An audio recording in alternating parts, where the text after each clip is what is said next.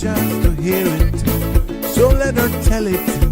People on the streets say Sabrina speaks. Tune into the show, she will let you know. Tell all your friends and family.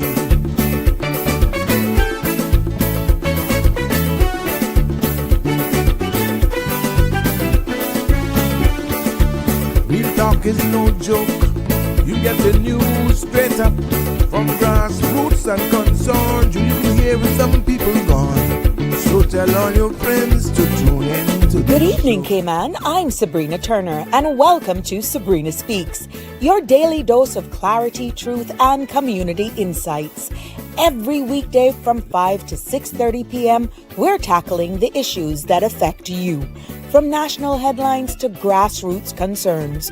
Whether you're in traffic or winding down your day, this is your chance to hear it straight and speak your truth. So buckle up, Cayman. We're not holding back. This is the show. We gotta let you know. Now we got to go.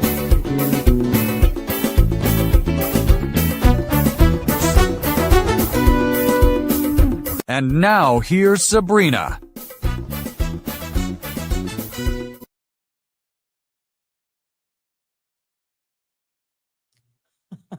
Welcome back to another episode of Sabrina Speaks, the podcast where your voices rise, stories unfold, and inspiration takes center stage. I'm your host, Sabrina. Happy Monday, everybody. It's a pleasure to be here with you. And I'm excited to embark on this official work week of August, and I hope you are as well.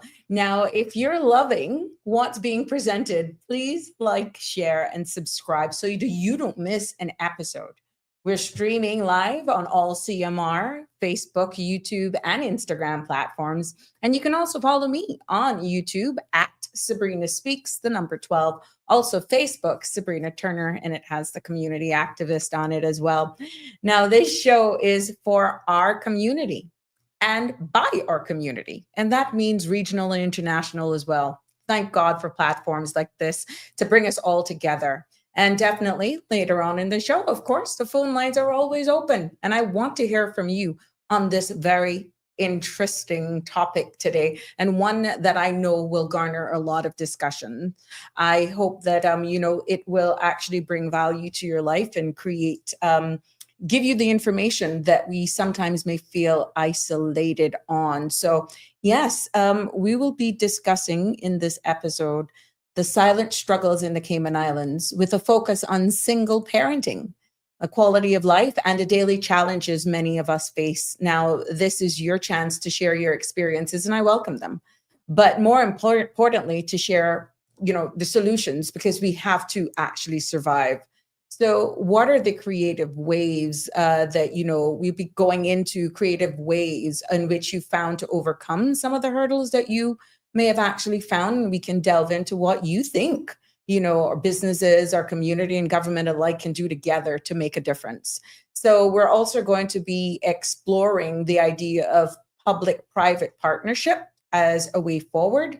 So if you're a single parent with a story of resilience, a business owner with even an idea for a community program, or just simply concerned resident that has a great solution, I want to hear from you today. So the number definitely is 936-8255. So we're going to definitely turn your struggles into a blueprint for a stronger, more supportive Cayman. That is what we're about here on this platform. So 936-8255 to join in on the conversation with us today.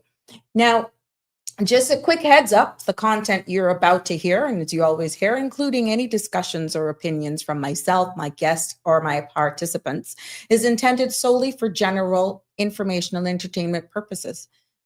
It's not a substitute for professional legal, medical, or financial advice. So we encourage you to consult with a professional or your specific concerns. So Sabrina Speaks disclaims all liability and for all discussions and actions taken in reliance on the information presented here. But it is indeed, again, a pleasure to be here with you this afternoon, and I'm hoping that everyone is having a good day. I hope that you tuned into the cold hard truth this morning and met Aunt Lottie. Oh my gosh, that was something else. The what a show this morning. We met this different person, this individual.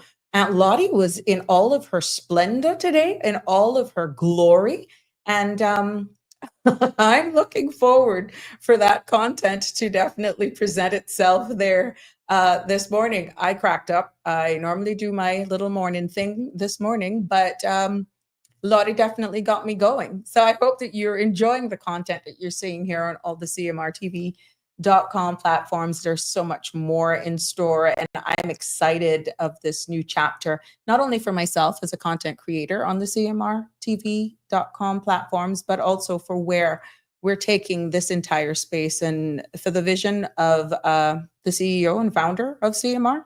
Congratulations to her for seeing a niche, seeing the need, and definitely bringing it into fruition. And I'm just so happy to be in this space for being recognized for my talents, but just getting for the motivation of the day. And I stole this off Instagram. It was totally fitting. And it says Monday vote motivation for August 4th. With the sun rising on a fresh week, embrace the art of manifesting. Envision success, fueling it with unwavering hope. Express gratitude for both challenges and triumphs, for they shape your path as you navigate the week ahead. Remember, your intentions have the power to create your reality. That's profound. As you navigate the week ahead, remember, your intentions have the power to create your reality. You see the power of the mind? You think that the tongue is powerful? You will reap and you will yield what will come into existence. What you manifest starts all up here. And I thought that was good as we enter this official work week, to just think about that. But it's our Monday motivation, but it's actually something you need to think about for as you enter the week. So thought I would share that with you, and it's important that I do. Now let's see who's here. Lisa Brightly. Hi, good evening. Oh, thank you so much. Yes, I gotta say thanks to Miss Lorna again. Lorna's Fashions. Yeah, she keeping me fresh. Miss Emma Parchment. Good evening. God bless you too. Island Pearl. Oh yeah, Auntie Lottie gave us a run for our money this morning. Trust me, I am excited for what's about to come from that. It's amazing exactly what Aunt Lottie is going to say with all of the realities that are happening here to get her perspective on where we are right now. So it's going to be interesting. Yeah, Iva Hart is in the house. Good evening, my dear. Blessed good evening to you and to all of the classmates. It's a Monday. A lot of people are traveling. I do get that. But the good thing is that they actually log on to this space afterwards. Some people are not able to log on exactly as we start at 5. So to be honest with you, I don't watch the numbers on the live feed because people do tune in at different times. And many a times, I know that based on some of the comments that we have, even if they catch us once we've started, their comments is sometimes what we have already started or what we've already discussed, but it's okay. You're all welcome. You're welcome to tune in, to join in on the conversation as well. 936-8255 as we delve into this. I want to share with you as well. You may have seen me posting on Facebook, and I could be honest with you. I ask your forgiveness as I continue to manage all of these social media spaces. God bless Sandra. She's on everything you could think about. But she got it down to a science. I'm still navigating, doing reels, posting shorts, creating events and all that sort of stuff. But the content is another thing because we actually produce our own shows. Sandra do not tell us as content creators what to do. I think she's explained that. But on top of everything in creating our show, that it's actually informative, inspirational, and get you wanting to come back for the content that is shared here. You constantly got to get it out. and you realize where podcasts are going and the power of social media is going. But I thought that was today, Facebook messaged me pretty much. And hey, thanks to you, look at that. We got recognized. The show has earned the Emerging Talent Badge this week because this show was recognizing me as creating engaging content that sparks an interest among our fans. You know, that's you guys. That's CMR, all of their platforms, everybody that shows up, everybody that clicks, likes, participates. And if you think they're not watching, they are. So I honestly want to thank you for your continued support. And I didn't want to do the cheers in reality today because that's saved for Friday. And since this recognition is for this week, I thought it was fitting when I got that prompt on Facebook and I did a post to share that with you. And this badge is not mine. This badge is ours. This is ours because without you, this space does not exist. Without the support of everybody on the cmrtv.com platform as one happy family and just watching out and taking care of each other, this is what happened. But, for every one of the Sabrina Speaks fans, this is you. This is all you. And I thank you. I thank you publicly for making this a reality. Island Pearl, what are you saying here, Island Pearl? Maybe you need to get an intern interested in media to help you with some of your social media tasks. That's a good idea.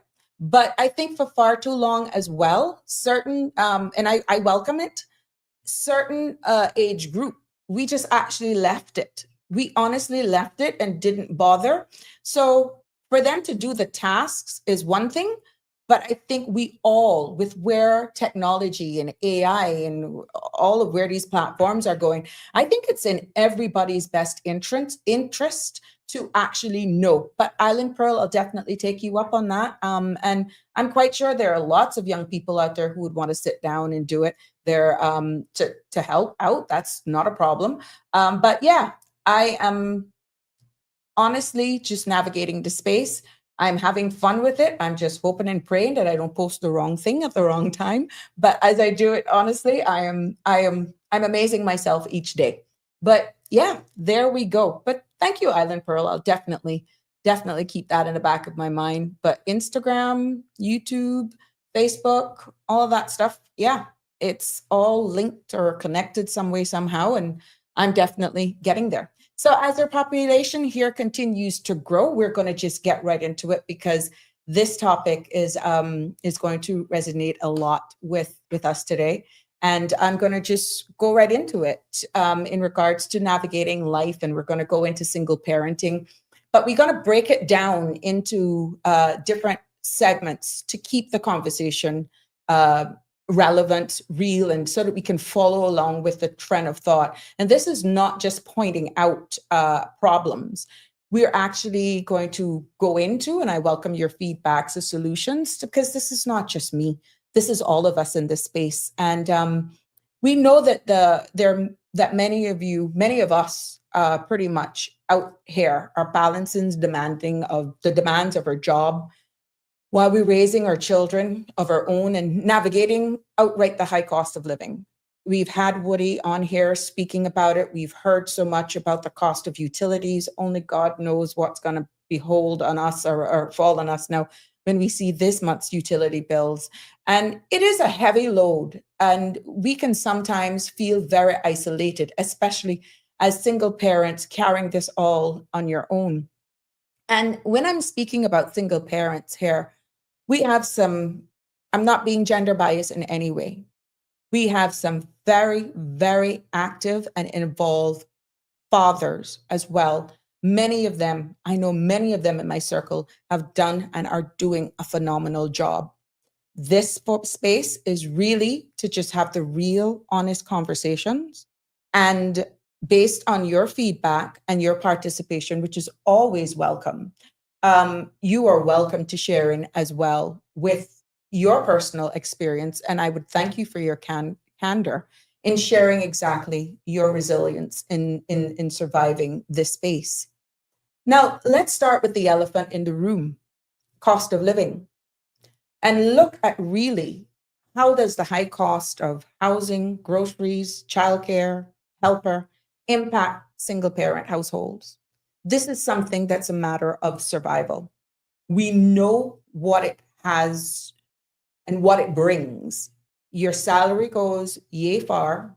We have had in this space all of the conversations about the high cost of rent, the difficulties, which is another show, in even getting ownership for your own home. That's another one we're going to delve into as well, because I've had a number of young persons spoke to me in regards of navigating the bank and getting a mortgage and how do you do all of that. And what are the biggest financial hurdles that a lot of us households pretty much face? The biggest financial hurdles right now, you will hear from the mouths of many, is just being able to keep up with the high cost of utilities and putting food on the table. Now, in regards to this, I don't know how much of you, but I've had a number of my years, and for context, know what it's like to be a single mother of raising two young men. Thank God now they're all adults. And people only see the glory, the end game, but no one understands the journey.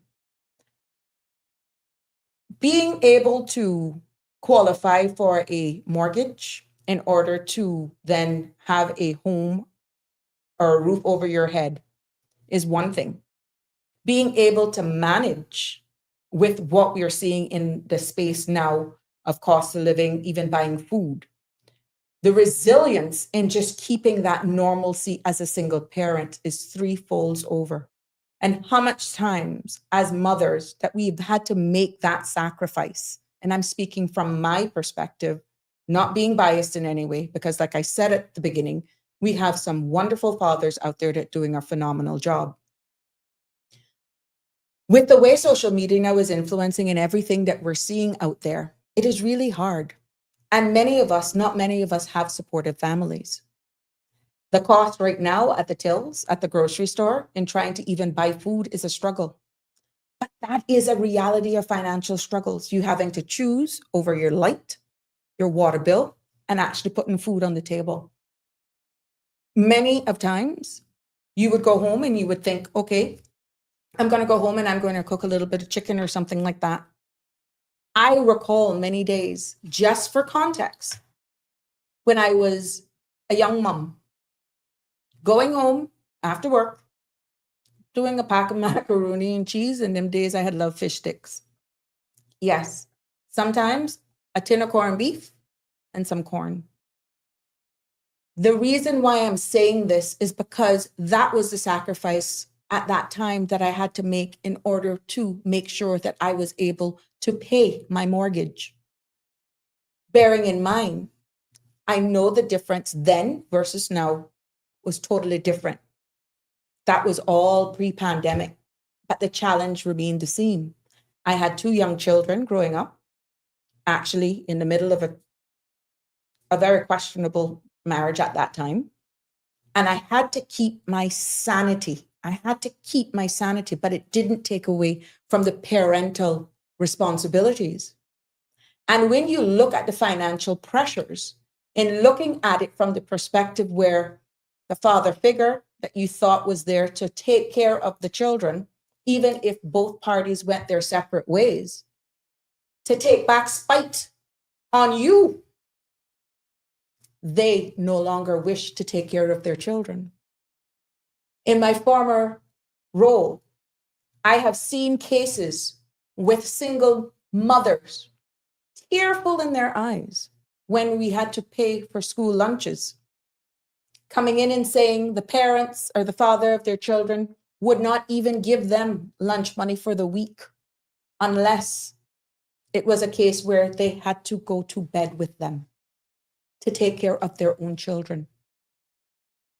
The financial pressures, survival is real. But as a community, there are some solutions that we can come together, have more open discussions of resilience. But the biggest financial hurdles that I found that I'm seeing right now is just honestly being able to make what your income is, what you're getting, stretch and still be that all to your child or children. I don't want to miss out on some of the comments here. Holly, my heart goes out to single parents. It's hard enough emotionally, mentally, and financially with multiple parents and incomes. I know. And that's part of the discussion as well, Holly. And when you think about the financial well being, what that does to your psyche is another thing. Okay. I thank you for sharing that as well and pointing that out. Miss Joy, it's a pleasure to have you here. Hi, Connie. Sorry to be late. My last late evening at work. Okay, thank you. Thank you for that disclaimer. Hi, Miss Lucille. I'm back, went on holiday with Mark Road that CUC is liking everyone. It's a boom with of hand water company and not much better. Okay, I'm going to try to go back to that, Miss Lucille, but thank you for being here. You're in the UK. It is a pleasure to have you, of course, with us. Jasara, good evening. Pleasure to have you. Miss Diane, single parent is very stressful. No two ways about it. And this is why this space is here.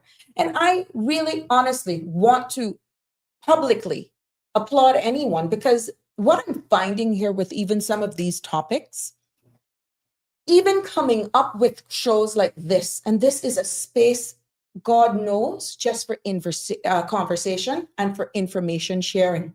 And it is so difficult to just get persons on to come and share our experiences.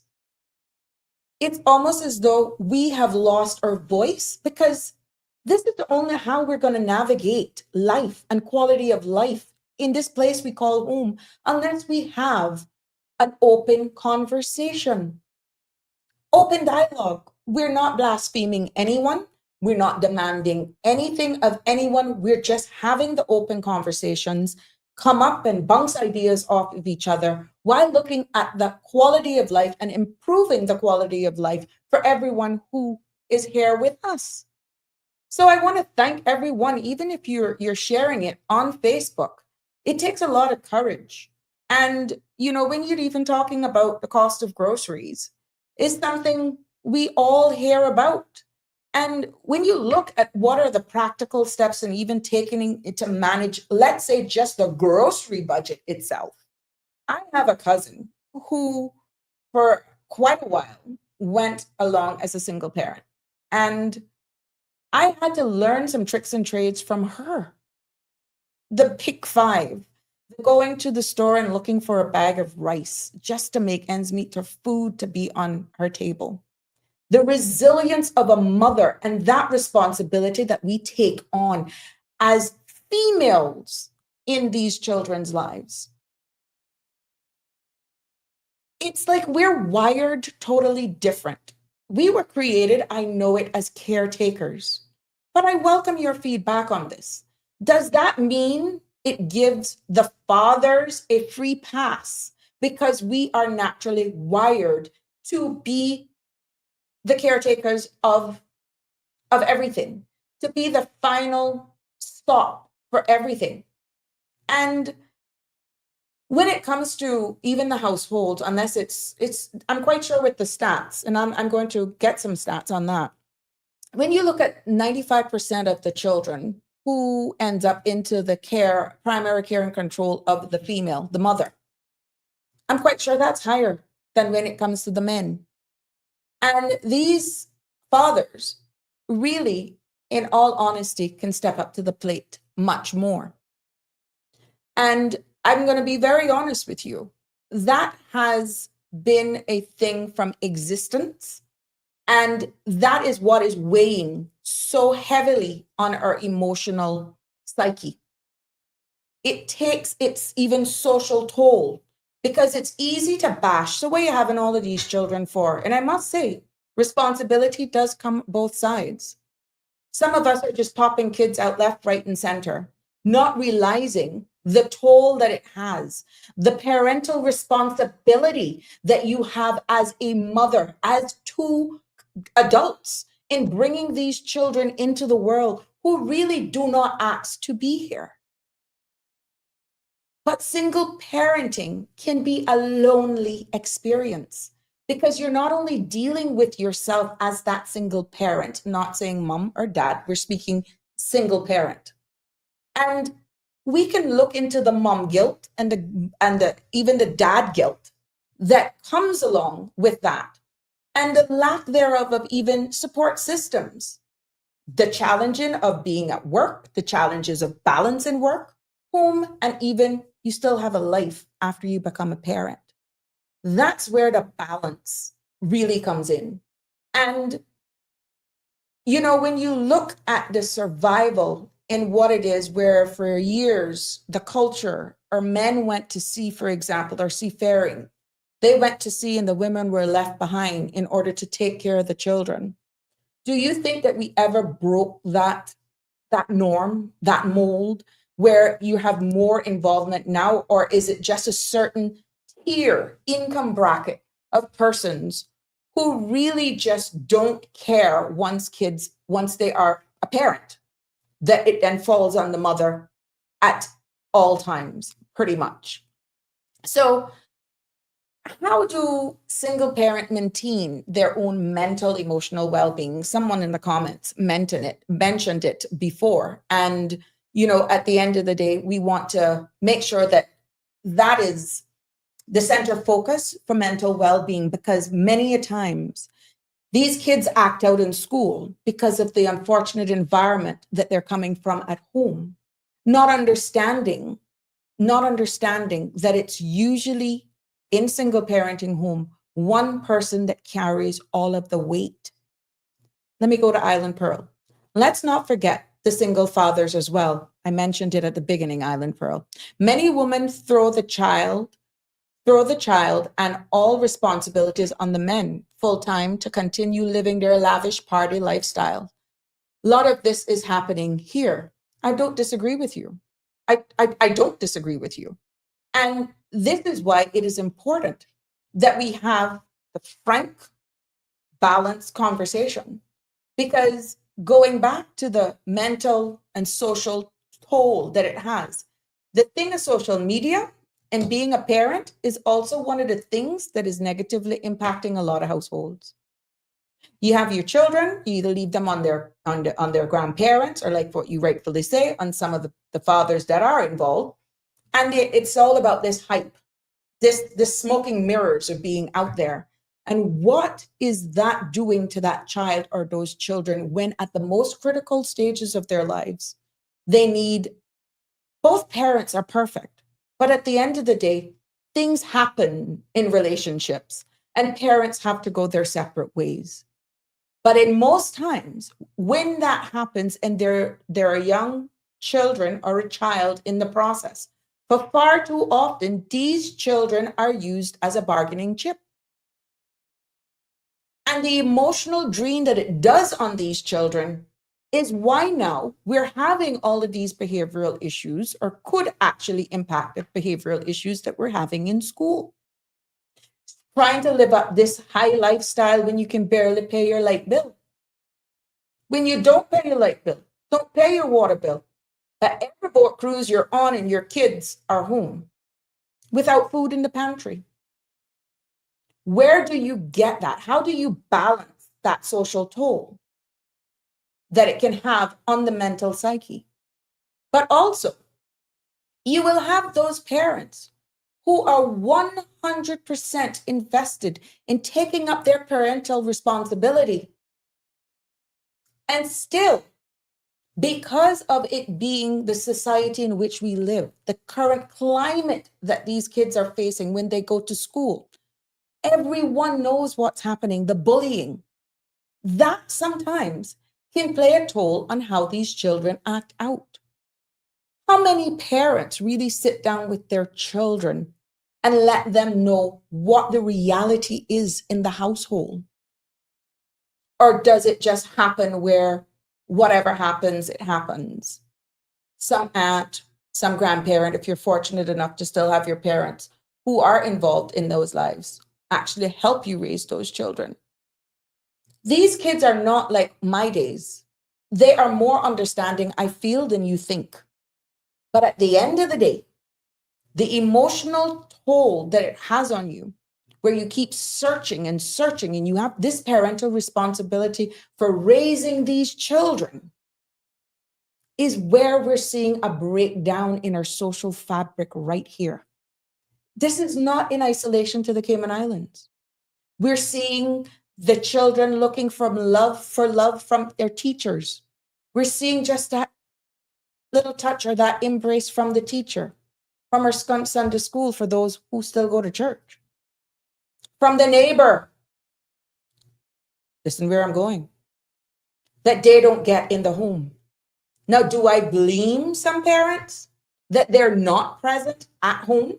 Because many of them in these single parenting houses have to work 2 and 3 jobs in order to keep the lights on, in order to put food on the table, can't afford childcare, which goes straight back into absent parents, the other side of the coin. And we can't have this conversation without addressing that issue of absent parents. With a society of our size, even if you find yourself in a case, it's almost embarrassing sometimes when you have to think about the hurdles in trying to tap in to the legal side of it, to take a father or a mother, let's say, to court because you want to get sole custody of the child or children. Just navigating that alone, getting financial aid because of an absent parent could be a struggle and is a challenge. Caller, good evening. You're live. Good evening, beautiful lady, on this beautiful sunny Monday evening. This is the not too smart lady speaking, but it's a good topic. Thank God for my husband. That's one problem I never had. He gave my children too much. What he had need and what they never need. So I used to tell him, and he even maintained what we don't think was for him. So that's one problem I never ever had and still don't have. Because they're grown adults now, and he's still willing, if he got anything and they need it, to give it to them. So that's one thing. And we were, if I consider we were good parents, because if they ask for something and one say no, the next one said no too, because I tell them, I said, we're not going to see soft and he her, because if I say no, you're not going to say yes. And if they ask him anything, oh Lord. Caller, you're there. Hello? Yeah. Yeah, you're still live. Are you okay? Me? Mm-hmm. You hearing me? Yes, I am. Everybody's hearing you. Okay. Because I used to tell him that, because I used to say, if they ask for something or wanted something and I say no, but normally if they go to him, he used to go and say, you got to go to your mother. And then they say, well, you know, she can say no. And then if she say no, you can't say yes. So that's how we operated. Not one, you know, like, because sometimes, you know, you got kids and the last one parent and the next one say no, and then the next one go against them. So that was our understanding that we had. And if I got to say my own self, but if it's self-praise is no recommendation. But I tell him what the Lord like to hear the truth. And that was how always we were. And then children could tell you their one is 35 and the next one going to be 43 this month. And they could tell you that's how we were. And like I say, he's a good father. He wasn't no deadbeat. And this is what my daughter, I guess she's how she is now, because she say yes, she would like to have kids, but she won't raise them out in wedlock and without a father figure. And 2 things you got to do. When you get kids, you got to remember you can't do what you used to do before. You either take care of them or neglect them. And I said, that's right. You got your little head pin on good. Everybody used to tell me she was a little idiot. Didn't know that I raised a good child. And I agree with that. Right. Well, thank you. Because that's one thing, that's one problem I never had. With both parents. For always providing for them. And when he give me money, he used to tell me this so much for the house, so much for the food, so much for them kids for school, so much for stuff that they might want, and so much for you. And he always used to tell me, and what I give you for you, Don't spend it on the house or them kids. If you need more, let me know. And how many men tell you that? Mm-hmm. How many tell you that? It's few and far apart.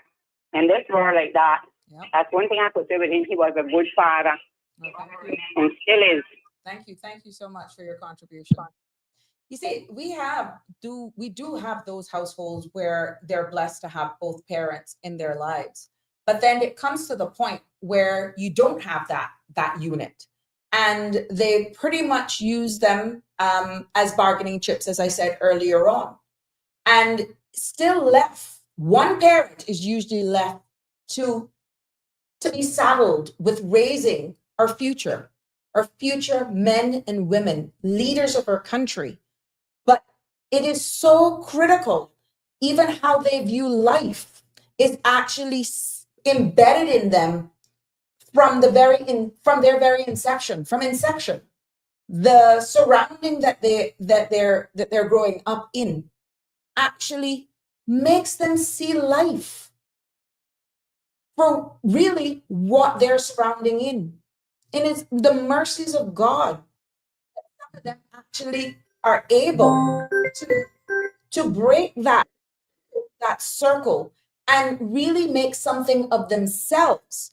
But looking at even tapping in where the legal and social challenges and securing support is just one element. What can be done to hold these parents accountable? Some of them are just having kids because they got caught. Do you know what that plays on a child's psyche? Oh, I'm sorry, you were a mistake. Like, really? Do you know that? Caller, you're live. What's on your mind? Hello? Ah. Hello, caller. Hello. Sabrina, this Alfred. Hi, Alfred. You're live on Sabrina Speaks. What do you Sabrina, have to contribute to absent parents? well, before I talk about absent pay, I gotta ask you, you talk about pay, who your mama is? My mama is the late K Sims, was K Smith. Alfred? You not that you that she the child of that woman she raised up by her granddaughter and that granny she married to this man, that brother-in-law niece the court. This cousin of the lady who grew up next door to that woman, she best friend with the big brother, used to beat up this niece of the same woman. Right back. Yeah, This I is know her. Alfred that called Aunt Lottie this morning. Good God. Oh Lord, it looked good with that. Oh, she looked good with that duster on. That duster. Oh, that just take me back to the days of me and my idol, me mas idol me. Were you the village ram back in your days, Alfred? Where you actually just every time you come off of them boats, you would be like a village ram from house to house, and then the women had to take care of the children? Now you listen to me. Mm-hmm. Me and idol me had 18 children.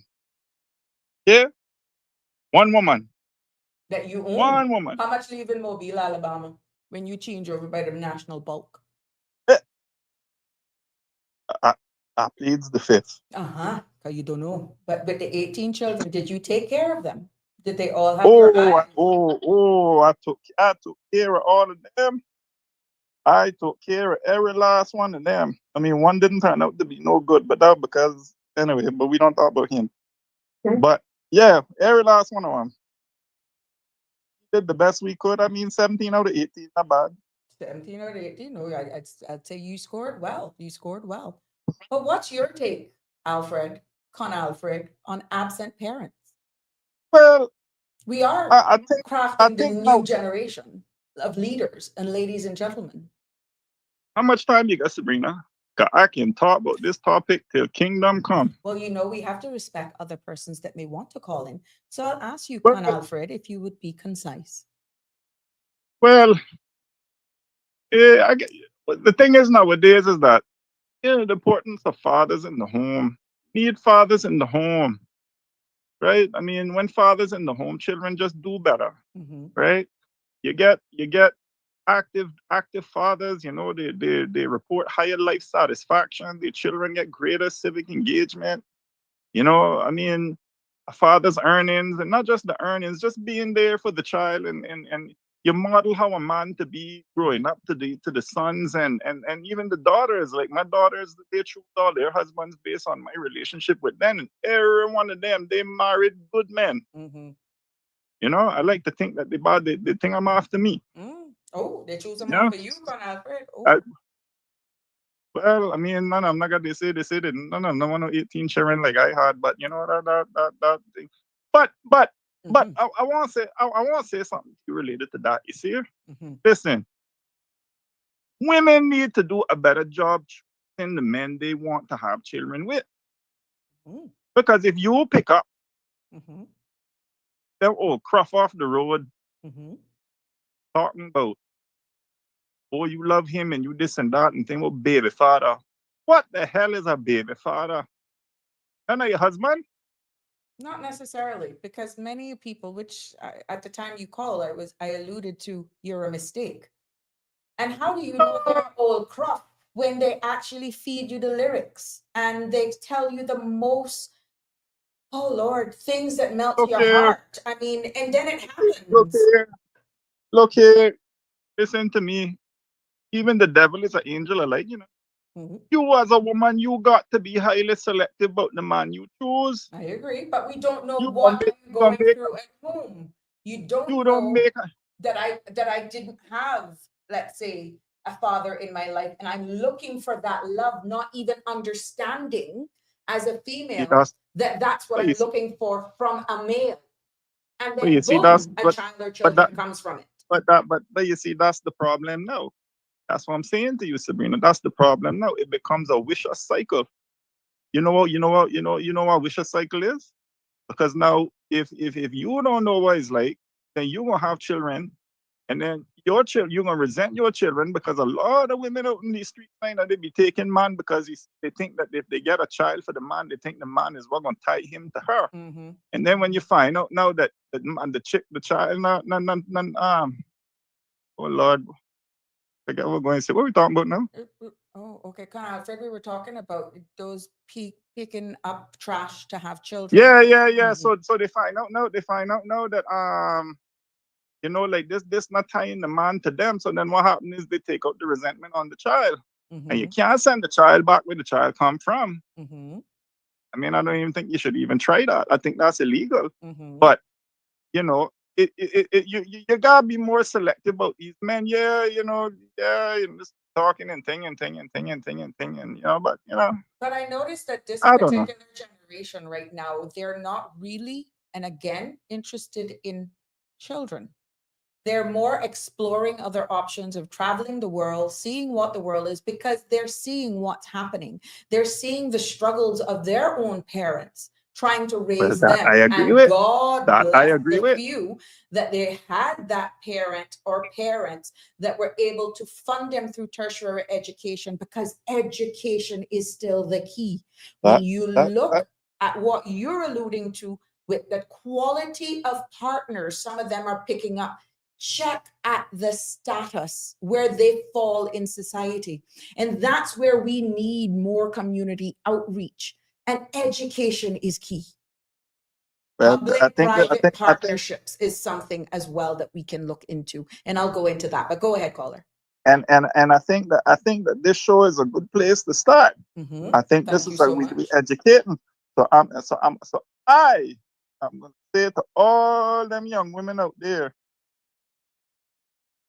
when you're choosing a man, you got to be selective. You got to be selective, and he gonna come in your ear and he gonna talk all the sweet things and thing. I mean, not like the days when me and Ida may got together. Ida may get married again. Ida may Mm-hmm. got 19 that way. Yeah, it Mm-hmm. was summer 1954. Me and her get married, you 1954. know, 1954, and then was some sweet years, boy. Listen. But you see, you gotta wear a duster.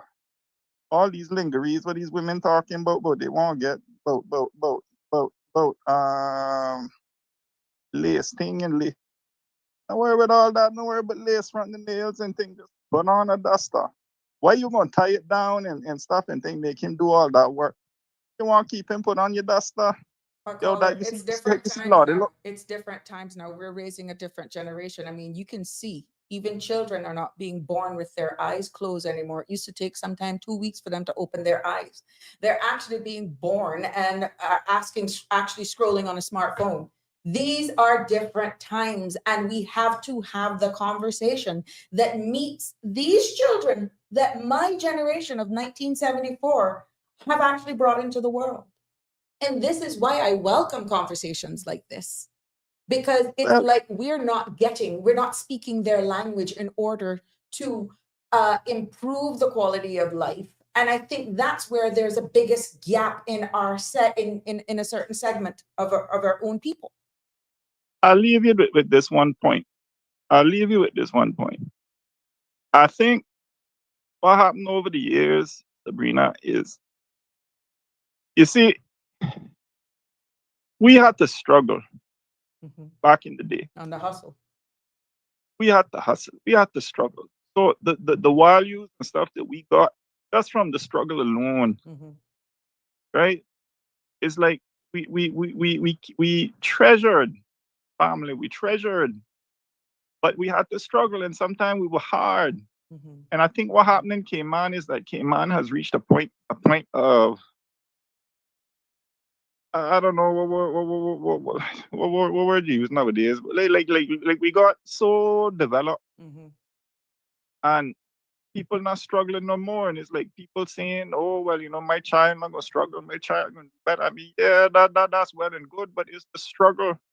I'm not saying that you gotta put your children through hard times like how we went through. I mean, those days done, but I mean, if your children not gonna strive for nothing, if they're not gonna do nothing, tell them all the time, "Oh well, I got a piece of land for you, if I got a house for you when I'm dead and gone," and thing, then they not feel like they gotta work for nothing. So I mean, Do you I don't think know. I had this thing because of being an entrepreneur back when I was raising my two young men, and as I shared publicly here, there was a huge state. I would pretty much say I was a single parent raising two young men. God bless me. I was strong in my faith, to be honest. And to be honest with you, that was one of the biggest struggles that I had, self-guilt. Knowing that the environment that I was raising those two young men in was not healthy, and I was creating men. Okay.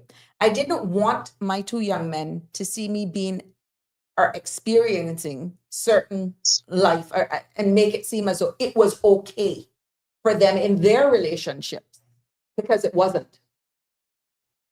I made the decision to step away, but for the guilt of stepping away, I thought I was making a mistake, even though I knew the environment was not healthy to my two young men. How much are actually going through that right now, staying into it, knowing that the environment is not conducive, or staying into it because they can't afford the mortgage, staying into Sabrina, it because they're getting money, staying into it because of what people are going to say. No, Sabrina, listen to me. 'Cause I look at you like you're my own daughter. If the situation called for it that you couldn't make it with the man that was unhealthy, then the better option is to leave. I'm not saying that you should stay in a relationship.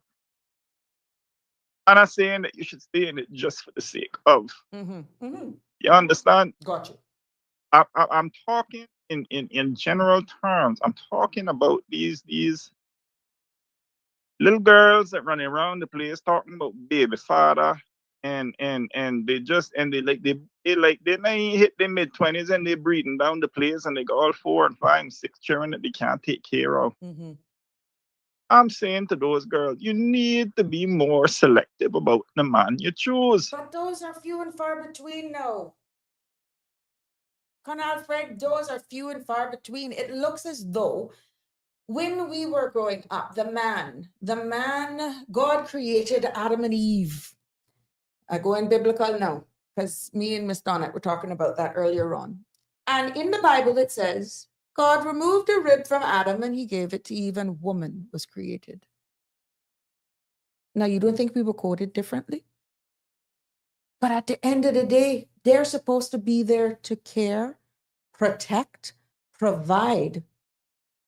But it's as though because evolution is changing, and they, the men, were not wired that way. We're finding a lot of them are totally dependent on the women to provide everything.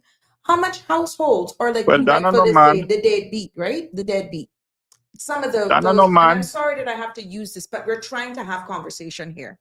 How much of our women, beautiful Caymanian women, are in a relationship right now, going to work, and during the day, their little man friend, their partner, is driving around in their car, and kids, not for that person, probably for two other person, don't have anything to eat. You follow where I go in with this? Well, I mean, any man that got depend on a woman, I mean, But there's it is nothing almost your fault. becoming But a norm. Donna no man. It's almost becoming a norm. Donna no man. Man supposed to provide for his woman. But He look, won't go there's up a there and work. He comment can work, but here. There's a comment here. My new dad support WhatsApp group. We've just launched, that's from who it's from. We've just launched a private group for dads by dads. Whether he's a new dad, seasoned dad, confused dad, or dad to be, this is a safe, no judgment zone to ask questions, vent, share advice, and support each other. No spam, no bashing, just real talk. Baby tips, mental load, what's working, what's not, from formulas to fatherhood, wins if you know a dad who can use a space like this. Please share the link with him. There you go. So I'm so happy. I'm so happy that this Ali, Lavella Ali, actually shared this, because we're seeing more and more now where those fathers who are living up to their responsibility are buckling under the pressure as well. And when you look at the amount, I know I'm digressing from the core topic of single parenting, but I said this was not only single parent as mothers, this is single parenting in both genders. We're seeing where the suicidal rate in men are increasing. Check it out. Many of those cannot handle the pressure sometimes by what these baby mamas are doing them. That's real talk, on Alfred. So they're not all, what do you call them? Waste man. Ooh, I'm using some language here that I hope people can understand. They're not just you remind me of? You remind me of my daughter Lucretia. You know her? 6 o'clock. She's soon kicking. But at the end of the day, we have to look at this from the female perspective as we were created. But I don't think with this new generation, in this era that we're living in, it's almost as though it's taken as a free pass, and the men are not, in all honesty, where the percentages are concerned, they're not living up to their true potential and being that father figure into these children's lives. And I want my women to be more responsible, We have our young men and women are engaging in sexual activities from as early as 10. All right, well, Sabrina, I'm going to leave you here because I know other people won't call them, but I'm going to say this. I mean, you talk about, men being providers and thing, all that's well and good, but you got some women out there, they won't be the man and the woman, and I don't know no man that's going to put up with that. Anyway, I'm glad you went there. I'm glad you went there. Thank you. Me and you gonna talk. I'm gonna invite you to our family. From your my 18 children, they can tell you what kind of father I was. If you invite me after 6 and the event is after 6, it will be LaQuisha showing up, not Sabrina. All right, LaQuisha. Well, you have a nice day. Tell your mama I said hello. I will tell my mama, but if she answers, we all go run for the hills. Okay. Thank you, caller. I hope you realize, this is a very sensitive topic, and even though that may have come in with light humor, what was shared with that, what was exchanged with that caller, is sound. But really and truly, we really need to look at taking more responsibility for our choices in our partners, to be honest. But Lavella, I want to thank you for that. And please share your link here. You can copy that and just share it in the comments so they're all here for the men who need the who want to join the support group, that they can actually join it.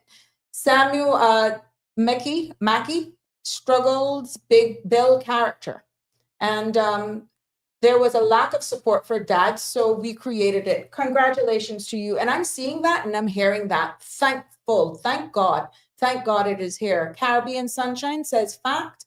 I don't know where that was, but I try to do my best with just keeping it real here. And many a times I will use my own personal experience to let you know that you can actually rise from the ashes. No one has to really know, or I'm not telling people, to go out and post your whole life on social media. But really, every one of us has a story. Every one of us has a story, but we have failed from community building. And there is going to be a call, or we need a call to action and community solutions as well to help each other in doing it. Because instead of casting judgment, many a times these young people are having children left, right, and center. They probably don't even realize. We can do a better job as well with family planning. Public health plays a big role in this. Public health does play a big role. This taboo of not wanting to speak about sex education in the school and be very candid with it, when we know that it is happening at age 10. We are no longer teaching and raising children that were born, in my case, in 1974. Some of the things that the children are doing now, and I was very involved in PTA, that never crossed my mind. I am 51 years old right now, and some of the things that I'm seeing the young people are doing, it proves we need to change our language, we need to understand, and we need to crack the code in making sure that we can catch them. We're not being dictators. We're not trying to bring them into all of these, Con Alfred could kill me now, into the dusters in this lingerie that they wear. We're dealing with a different set of young people right now. We're dealing with smarter children. We're dealing with them who would make us look actually dumb.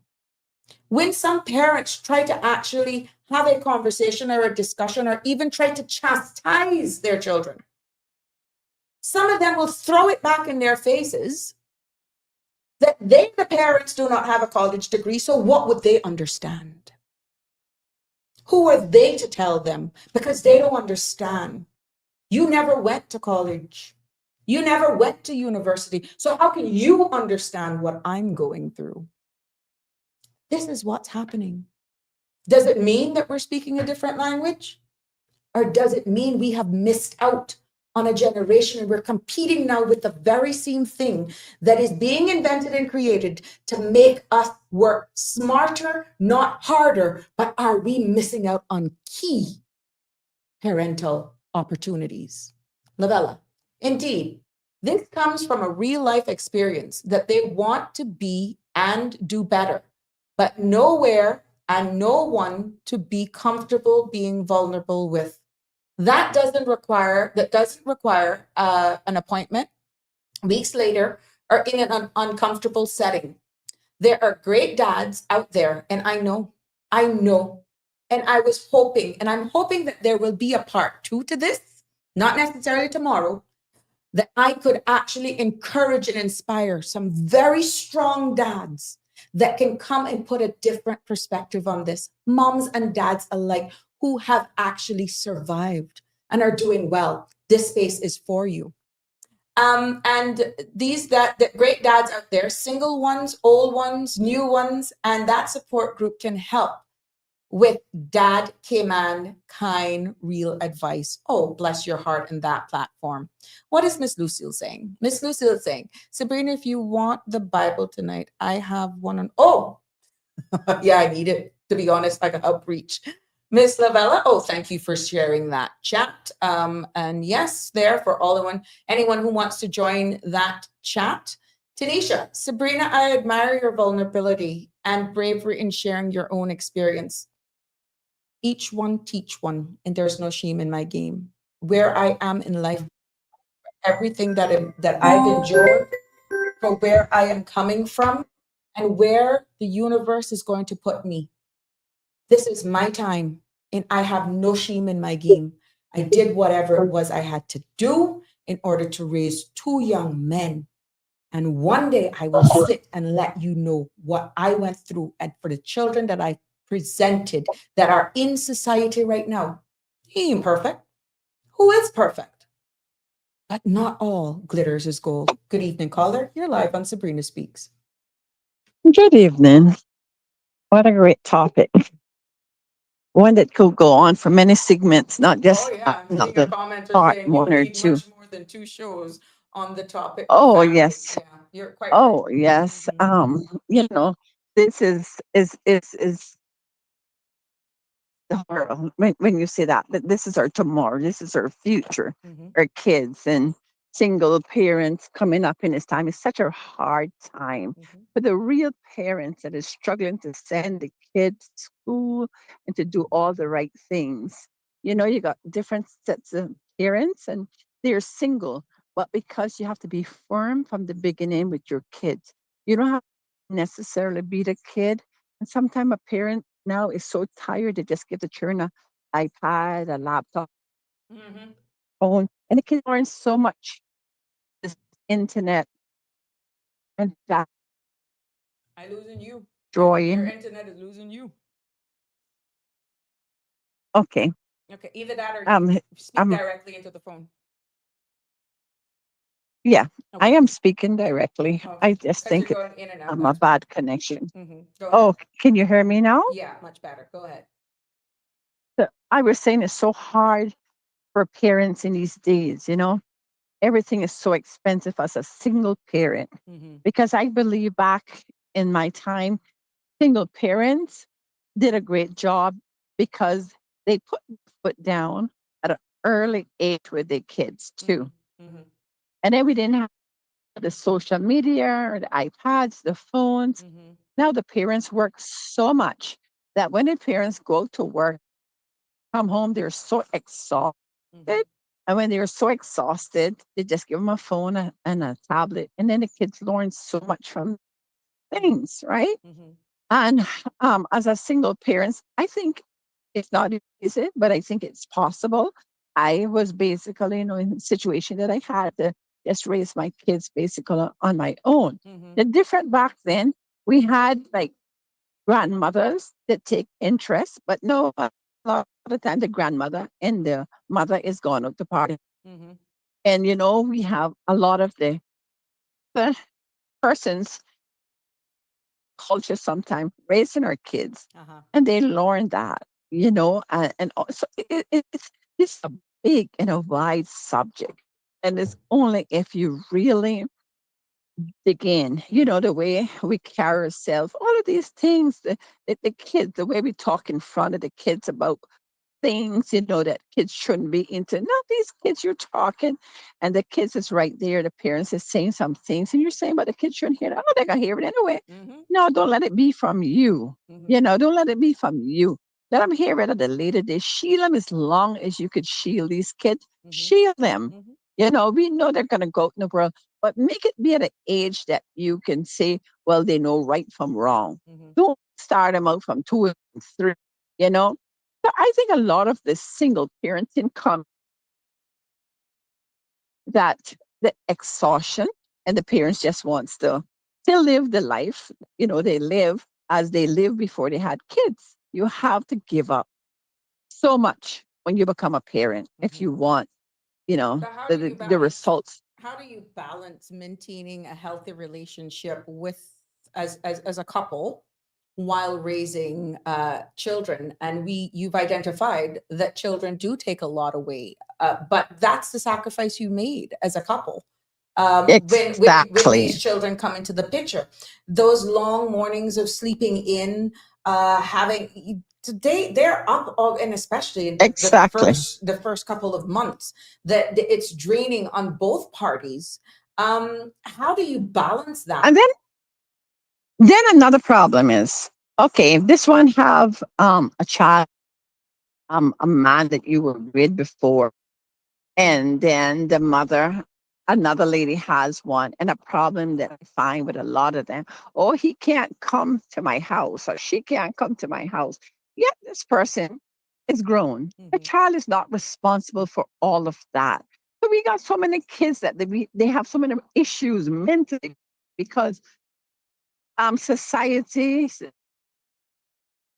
and mother-in-laws and father-in-laws, it's so much. So to balance your life, sometimes you gotta just make up your mind that you know what is good for your kids. That yes, I'm gonna work from 9 to 5. My kids is in school till 3. So when the kids come out, instead of just giving them an iPad or whatever, try to get them into something that they could get their homework done. During that hour and odd, if you could afford it. Some can't afford it. For those that can afford it, get them in like a pick up and a drop off for that hour. Let a person help them with their homework, and then by the time you go home, you try to at least sit for 5 minutes because everybody's tired. At least 5 minutes with the kids, to have dinner and talk and say, well, how was your day? It might not be the length of time that you want, but at least give them a hug. You hug them. Let them know that you concerned with them. Don't think I'm too busy that if somebody bully you or molest you or whatever. But sometimes the parents is so tired. How do I hear? And this kid, if you keep saying you don't want to hear, the kids To go find that somewhere else attention for from somewhere. somebody that Exactly. I yes, think you that mentioned they want to something. hear. Correct. I think you mentioned something Yes. about because one of the solutions, because it's not all about highlighting issues here. On this space, I really want to throw solutions out there or ideas. Maybe we can Sure. probably look at more affordable after school programs where you could do that private Yes. public partnership, Yes. where a private company could even sponsor or operate a program at a school, making Yes. it more accessible for single parents. This could be free Yes. up to parents to Yes. free them up for a second job or to just get a much needed break. But where do you actually just create that balance? Being very involved in the PTA back in the day, I knew that we would have movie nights and all that sort of stuff. And sometimes you would do that from 6, 7 o'clock. And all 10, 11 o'clock in the night, you're waiting for some of the parents to come and pick up the kids. We Yes. literally had Yes. to put a Yes. warning that, we would have to take these kids to the police. So there is something in Yes. us as a Yes. society that children having children, and the responsibility is not my responsibility to take care of my child because the grandparent is there, the auntie or the older siblings are there. This is why we're having this conversation because it shouldn't be just left up to the Yes. government. No. No. The parents went and looked for the fun, and there goes the kids. So they have to take up some of the responsibility. It's really their child. You know what I mean? I used to like to party, and I didn't drink or smoke, so that wasn't my problem. But I used to like to dance and I go out. And when I got kids, if my mom could not look on them, I didn't feel comfortable leaving them with no one else. Anybody that know me know that I have never left my kids anywhere. So I would rather stay home because, I just believe that you got your kids. You don't know what that adult that you leave in some of your kids with, you don't know their behavior. And the problem is, I had a daughter, and I was very cautious with where I left my daughter because I think a lot of these kids now have a lot of issues because sometimes they might have been molested right at a friend's house with some of their friends' people. All of these things, I think. I have known a child that tell me that, and unfortunately, she's no longer here. And the problem is sometimes we want to hush hush everything, right? Instead of saying, hey, this child need help and we need help for this child. This child has been molested. You don't want Cayman because they can talk too much and this one gonna know and that one gonna know. Well, is it worse then or when they commit suicide or whatever? You know? So I think we have to get to the place where we have to stop being afraid. You know, we need the help we need for these kids, and the kids didn't cause it on themselves. No kid is born bad.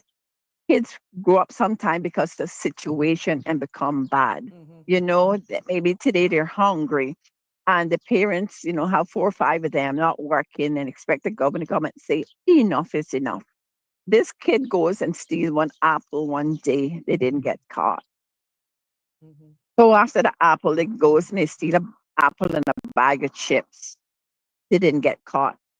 And little by little, they realized that they could feed themselves in that way.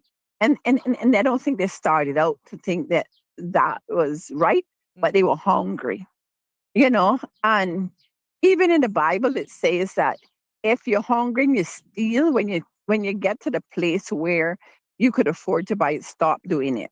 You know what I mean? So Mhm. even to God, in a sense, understood that I guess the kids would be there and it would be parents that's not responsible. Mm-hmm. I believe that more persons that have businesses and more persons that could afford it, they should help to put in like some place that kids could go. And mothers or single parents could pool, like let's say every month I pool $25, right? And you pool 25, and each one of us pool $25. And we do that just like how, we put money into the bank. Mm-hmm. And we create a fund, and we have a place where the kids can come and they could, have afternoon snack, and they could get some homework done. And people sometimes that are retired that knows what it is. And we're trying to save our kids. So don't worry. We know the parents is really, yeah, okay, we know that. But it's about the kid now. Once the parents gonna come on time and pick them up, let us see if we could help that child. And then I think it's like a pooling could help us, we pool, and that pooling could pay for somewhere, that kids could come to a house that can accommodate so much. It would only be able to accommodate so much because we couldn't take on everybody. But again, It's a if start. Another person, It's a yes, start. And and if exactly, I was looking at, as I alluded to earlier on, the model of private-public partnership. A lot of people may hear that and really don't even understand. That model is where the government and private sector collaborate to deliver yes, services and even yes, build. We've seen this work yes, in other parts of the world. And at the end of the day, yes, and it could be a powerful tool to addressing some of our social issues. Let's give an yes. example. Imagine a scenario, for example, let me where I'm going to go here now. And imagine a scenario where a local bank partners with, let's say, the Department of Children and Family Service to, even, for example, because we understand the cost of living impacting the quality of life in certain households. But let's use a scenario where a local bank partners with the Department of Children and Family Service to create a financial literacy program. And we're pretty much specifically for single parents. Or listen to this now, home ownership is another big thing, or a construction Oh yes, company building definitely. affordable housing units in exchange for certain duty incentives from our very own government. Now, this is not just theoretical. No, These are actually tangible solutions that we can look towards at rightfully say. We're trying to take a step in the new in a different direction. We're actually trying exactly. something, but we Instead of can't just sit back. criticizing, Right. Hmm. exactly. Hmm. Yeah, yeah. But I And think. and and the thing, right? I did business in Jamaica, not cutting you, Mhm. and I had to pay hard. I had to pay education. I had to pay the amount of things they take out per month is Mhm. crazy. Mhm. We got so many people that come in here and have turned rich in this little island. They live where people dream for vacation to be. That's their regular house. Mhm. They drive what people just hear about. Now, those companies, it's here, the government could say, listen, we need you every year to give 20,000, 10,000 into whatever they want to create it to be, whatever system they create it to be. And then the government can partnership with Mhm. somebody and get the help for these kids, the help they need, because no one person can do it on their own. But I'm glad We you're have to saying find a solution. you're saying the Huh? government, but it can take a group of persons, just form an NPO, an NGO. I mean, Oh, because you have sure. so much organizations here right now. one of the other ideas that just came to mind as you were speaking, because we understood the cost at the grocery store, and of course we know how expensive food is. Yes. Maybe we could even partnership between local supermarkets and nonprofit to reduce waste and provide affordable meals for families. You know how much wastage goes on in this Yes. country? They do. If They we're do. really going But to make a dent, these are just some of the ideas that we can consider. yeah, but did you hear what I said? The Mhm. government to collect from the companies, because most of the time it would be something that they put in, like how Jamaica they put in that I have to pay this Mhm. towards education. So when I'm saying then the whatever it don't have to be that is done directly with the government. The Right. government can say, okay, Tisha has a home, daycare. After this time, daycares, because a lot of people go up to whatever. You have a section for the kids to come in, and they fund so much into that daycare. Again, a nonprofit that somebody has created already or can create. You know what I mean? So the government can partnership with them, not meaning that the government itself has to fund them. This would be the money that they're actually taking from the big companies or the banks or whoever. And then they could distribute that to individuals or different funds There that you could go. help the kids, is what I You know what you mean. can call Yeah. that? You can call that a mentorship bank, aka let me come up True. with this now. Where a business volunteers, let's say their staff, their employees, to mentor young people from single parent homes. I mean, in that way, the company gets to give back to the community and to the youth, and even get positive role models. Look, it's a win-win.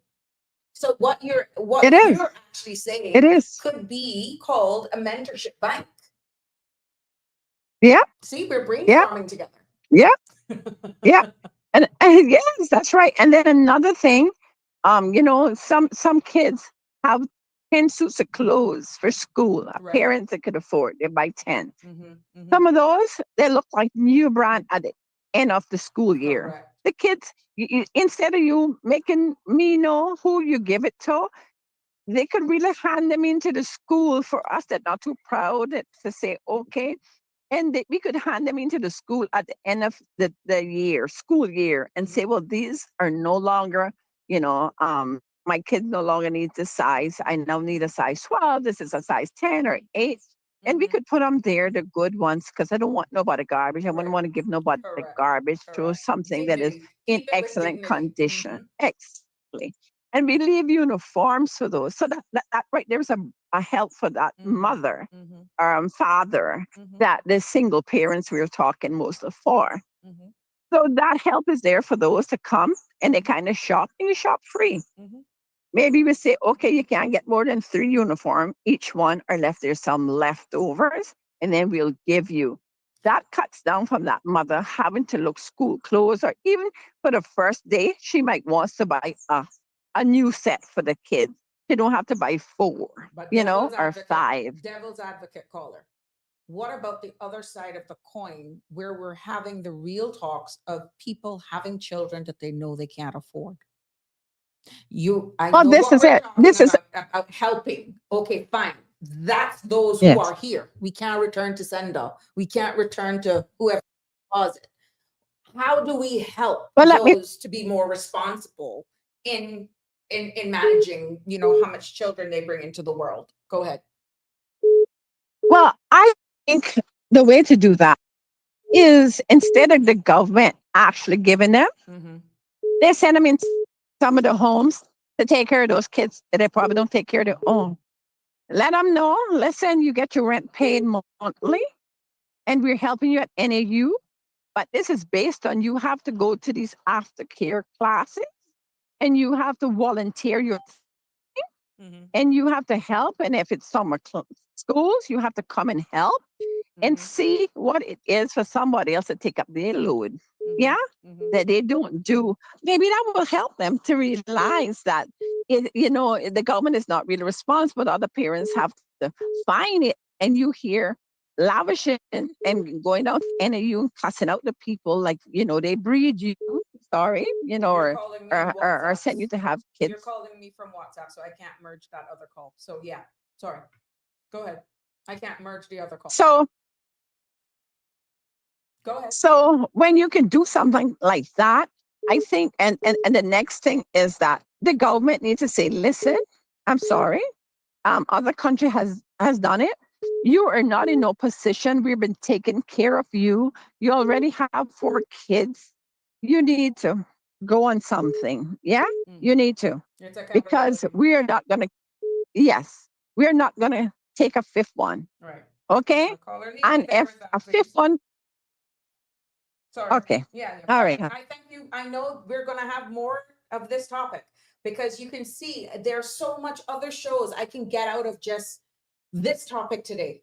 To be honest with you, the topic was presented in the way in which I did because I intend to bring it back up again, but dissect every area that I highlighted here. Thank you again, caller. Yes. Hello, caller. Oh, okay. Hello, you're live. She Joyce Anna still on? Yes, Miss Joyce, I just hung up for you. Oh, I'm on now. Yes, that was a WhatsApp call and I cannot merge calls, so I'm gonna. Well, what I wanted to say, contribute on what she was saying is true, but people that can help, wants to help, like somebody texting just now and say the poor won't be the rich one, the poor gonna be poor and the rich gonna be richer. People that wealthy that can help kids do hard to help. But thank God, when my kids were going, I was able to afford a uniform for every day from Monday to Friday, and then I used to buy them 3 sets of PE that you didn't have to wash to pieces. You have to wash them to pieces because kids are gonna get dirty.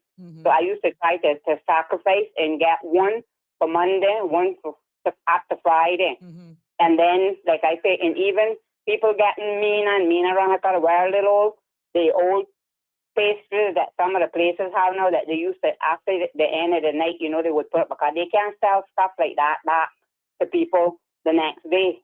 And now they get stingy with them. They don't even put them out the same night no more. They're putting them out in the morning now. So even them, they stingy with. So people that have money that can help, now willing to help people. I wish to God that I had, and I would, because sometimes I don't got nothing.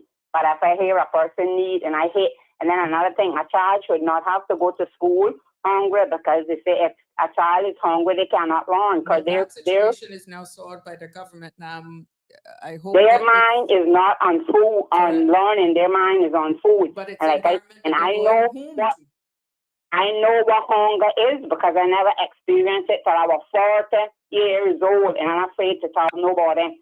That day I never had nothing and did not even a piece slice of bread and didn't know where nothing was coming from. And I can tell you that's a bad situation to be in. And that's why I says that I know stealing, I don't condone on stealing, but if a person is hungry and I think that they steal some food because they were hungry, I don't think God should charge them for that sin because that is a terrible feeling. I can tell anybody that because I experienced it myself once in my life. And I was 40 years old. And that's one thing. Another thing, and she was saying about that. She liked to go dancing and thinking, that's her parents can take back. That my mother used to tell her that. My mother had 8 of us. And 2 things she asked God to grant her before she died. And that one was that she didn't have to bury neither one of us before she died. And she didn't have to separate us by being poor to give us to nobody else to raise. She wanted to raise the 8 of us together. And she got those 2 things, and that's why she said that she was ready to go. And she was 98 when she died. And another thing, she used to tell us, she would mind our kids if we were going to work or we were sick. But she was not minding for us to go out and party and have a good time because she never put hers on her mother, and she wasn't doing it for us. That's the morals my mother taught me. Thank you, caller, for that. The only people mind my children was Miss Mary. I think she don't mind me calling her name, and my niece and my sister. And I will put them on nobody's else. I went to work, and when I come home, I take care of them. I know because I never was a party person because I don't drink, I don't smoke, and seldom I would dance. So, but I raised my children. Congratulations. Just to make sure that I go back and not overlook some of the comments that were referred, Andrew Campbell states, influence from other children that are not supervised by parents or grandparents due to changing times and cost of living has created more poverty and crime, all attributed by social economic decline in our society. Rich getting richer and poor getting poorer. Denny commented, it is the government's poor immigration policy that is encouraging land banking, which is driving up the cost of property globally. Miss Dorothy McLeod, great ideas. And Jim Norris, I agree with you, accountability on both sides. Now, I will, I just want to say, you know, that this discussion here, it honestly opens the door for a wider discussion. And for what we have heard here today, I hope that it is a clear message that any single parent out there, you are not alone. The struggles that we actually discussed here, very high level, because I will go in deeper from the mental well-being of it as we build this space and we have those brave souls willing to come on board to just share it with you. Because I know that we have some very strong people out there who are willing to talk, but the struggles are real. But our determination is even stronger. And, you know, we have so many creative, we have so many resilient people in our community who are willing. And I know they're willing to roll up their sleeves to build a better future for our families. One of our callers said it right there. And I really think we should look into that mentorship banking. Miss Marjorie, I would donate directly with any woman who wants to get tied off, and plenty others will do this also. That may actually comes with some legal challenges, to be honest, Miss Marjorie, because age plays a factor in that as well. Your age, the decision, and that's, oh God, that's a different, oh, I would love to bring up that topic, Miss Marjorie. Uh-huh. Miss Marjorie, I could bring up that topic. Should you want to actually do a tubal ligation, get your tubes tied because you've reached a certain stage of your life, you're not medically challenged, whether or not it's your choice. And then when you look at that individual, if that person is in a relationship or marriage or civil partnership, is that a topic just for her? Should she be the only one making that decision? Or should there be mutual discussions with the partner? I could definitely leave you right there with that one, but that's a topic that we will have. But what the going back to today's episode, we admit that the struggle is real. But again, our determination is stronger. And I really feel that much more will be done and can be done. And we will see us coming together as a more unified front as we evolve in this space. You know, that is what it's about. This space, I never thought that it would have actually gotten here, but this is what the Sabrina Speaks is all about. It's all about more than just talking. It's about connecting with each and every one of you. Some of the conversations are going to be very candid. Some of them may expose even my vulnerabilities. You can judge me all you want. Here I am. But it's about collaborating and creating. It's also about providing even the place where you can be taught to make ends meet, or even the spirit of exactly who we are. We always say in Cayman kind, the spirit of our community and compassion can really triumph. And, you know, the calls that we've received today, and for all of those persons who were able to just share their voices, no longer refusing to hide in the dark, you are actually vessels and beacons of hope for those who just don't have it or just not strong enough to do it. So my appeal to you, let's hold on that. And let's take some of these solutions that I've shared here with you today and put them, not only talk, but let's see how we can actually put them into action, because we have the power, both as individuals and a community, to definitely shape a better tomorrow. And when is best?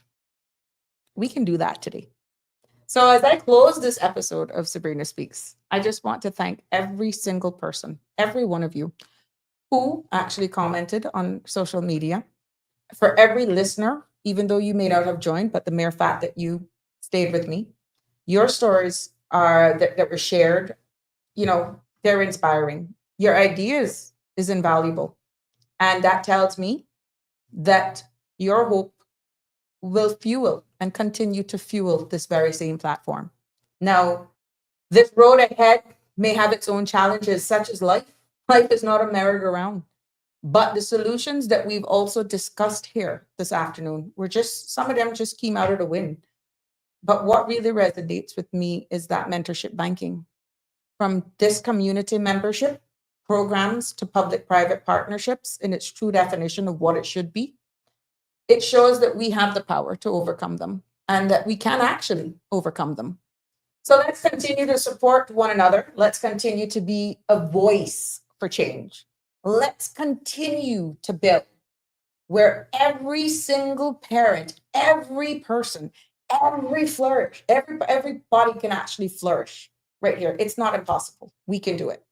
So this is Sabrina. I am Sabrina. And I'm reminding you, if you think your voice doesn't matter, I'm here to tell you it does. So let's keep speaking, let's keep building, and let's keep this space alive. It was indeed my pleasure bringing you another edition on the Sabrina Speak Show. Lisa Brightly, have a good evening to you and to all of you who made this evening show yet another success. It has been my pleasure. Until tomorrow, have a safe and Monday afternoon. God bless.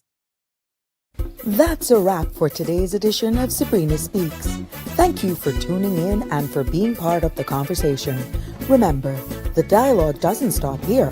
Stay engaged, stay informed, and most importantly, stay empowered. We'll be back tomorrow at 5 p.m., same time, same place, right here on CMR TV and radio, where your voice matters and your truth is heard. Until then, Cayman, take care of yourself and each other. That's it for today's edition of Sabrina Speaks, where your voice matters, your story counts, and your truth is always welcome. Join us weekdays from 5 until 6:30 p.m. right here on CMR TV as we dive into the topics that matter most to you. Catch the show live or on demand at cmrtv.com. And don't forget to follow us on Facebook, YouTube, and Instagram so you never miss a moment. Until next time, stay informed, stay engaged, and always speak your truth.